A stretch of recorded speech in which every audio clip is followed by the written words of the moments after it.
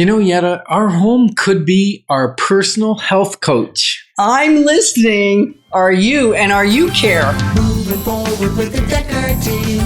Moving forward together with the Dekker team.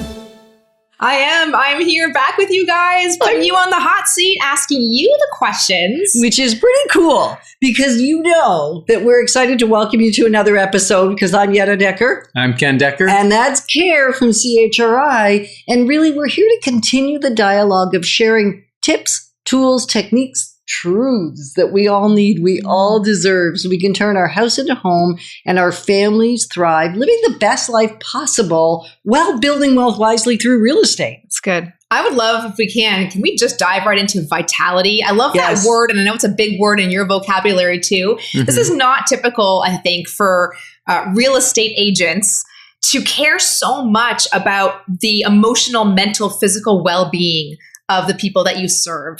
Mm-hmm. How did that start? Why is that important to you? Where did that all come from? Well, I think it's important to know what we think vitality is. And vitality to us is when the mind and the body are working well together. Because if you lose your mind, you're not vital. Mm-hmm. And if you lose your physical body motions or actions, you're not vital as well. Mm-hmm. So vitality is one of those things that we think goes hand in hand with your home. Because again, if you lose your vitality, you're probably not going to be able to stay in your home or the one that you want to be in, right? True.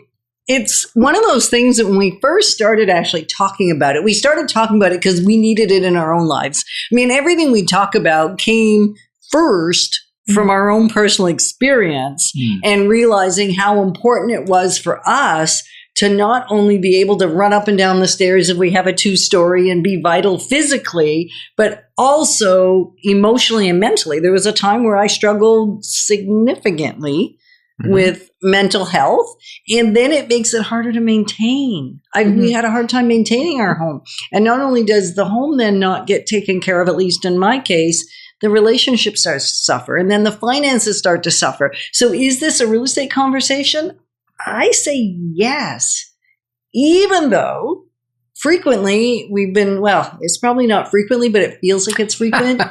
We've been told to stay in our lane. And our lane is holistic. I mean, really. It's become that, right? Yes, yeah. And yet what people were attempting to say, and bless your heart, like I get it, that we're unusual. I get that we're not behaving like a traditional realtor or what you might expect from a realtor. So when they were saying, they weren't saying stay in your holistic lane, they were really saying stay in your real estate lane. Like Ken and Yetta, I don't know what you think you're doing, but you're off base. And at first I thought we might be. You know what? We would be if we were transactional. But because we're relational, we care about the transaction a lot. And that's actually how we get paid, right? Is by helping people buy or sell real estate or invest in real estate. But because it's relational, we care about the person. We care that they get the best possible transaction, but we also care about their health, their wealth, their vitality, their relationship with their significant other person or whoever it may be. That's important to us. So if we can give information that supports that, then we think that they'll come back to us when it's time for real estate transactions. That's right. Okay, so let's get practical then. Let's give some actual practical encouragement and recommendations on how can we create and foster a good environment in our homes. Because I when you say clutter, that's where I'm at right now with young kids. It's hard for me to feel like I can stay on top of everything. And it is stressful. It affects your mental well-being too. So what can you give just some examples? What can we do to have a practical or, physical, mental? So one thing we can do is we can ask ourselves, and I'm sure you've heard this before, and yet it's one thing hearing it, and it's quite another thing doing it. And that is when you touch something in your home that feels like clutter or excess, or is this really something that still belongs in my space? Do ask yourself, how do I use it? Does it bring joy or does it bring havoc? Because there's lots of things that can bring havoc. And it's an interesting thing because it's not just about minimizing. Mm-hmm. I actually believe I need a pair of scissors in each of my core rooms, including my kitchen, including my bathrooms, including the tranquility room, including the office. So I probably have 7 pairs of scissors because then I don't have to run around hunting for scissors, right? So it fits your lifestyle. Right. Yeah. So I think we sometimes listen to what works for someone else and forget to listen to our own heart, our own being, to go, what works for me and my family? Is there something physical in this house that you felt like was a priority to achieve your physical goal? Well, yes. I think that, you talked about clutter, and I think sometimes we deal with clutter because we have more than one function for a room. And it's not always easy when you have a smaller home. You've got to do multi-function areas. But if you can make it more directed towards a specific thing, in other words, if you have a treadmill in your bedroom, well, your bedroom's where you're supposed to go for rest and rejuvenation, not to run on a treadmill. So many times people find their treadmill turns into a clothing rack. But if you can get your exercise equipment into a particular room, and then you get in the habit of going into that room to build your physical strength, those things affect your mental strength because now it's not clutter, it's purposeful. A room is used for a specific purpose. You talked earlier before we went on air about how many TVs do I have or where are they? And we have one theater room and we go there to watch a movie or a show or something, but we don't have TVs on and we don't have TVs in any other room in the house. And we're not saying that you have to choose our lifestyle. You get to choose your own lifestyle, thinking about what works for you.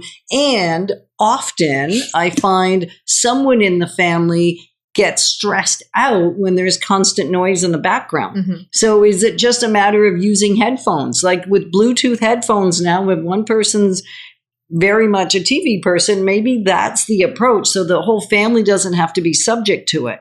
Or maybe it is in a separate room, as Ken was saying. So thinking about your home from a bigger picture perspective changed a lot for us. We have our tranquility room. It's not always tranquil in there because that's where all the deep... Because we go in there. Because we go in there and all the deep discussions happen. But it's where we pray. It's where we meditate. It's where we... And yes, it's a backup spare room. But when you go in there, you won't know it's a backup spare room because the bed's hidden inside a dresser. So it doesn't throw us off day to day. So if people are listening and they are thinking of a goal that they want to achieve physically, mentally, emotionally, can they ask you suggestions? Is there a call they can make? Well, they can make a clarity call if you're thinking, how do I utilize my house better? Or can I even use this house for it? Am I better? Like maybe I'm a vegetable gardener and I don't have the space to garden and I'm still trying to convince myself that what I have works when it really doesn't. So sometimes all we do by asking clarity questions, it's almost like you feel like you get permission to do what you already know to do. I mean, we're not planting new ideas. We're just drawing out the ideas that are already within you or within someone. Good. You've seen so many houses and served so many people that you've thought of all these things, which is why a call to you makes a lot of sense because you've heard it already. Well, and if we haven't heard it, you know your heart and we can ask questions. Yeah. So what small change can you make in your home that will take you to lose the stress and gain success? And we're so glad that we can position you to build wealth wisely through real estate because it's about much, much more than just money. Moving forward with the Dekker team. Moving forward together with the Dekker team.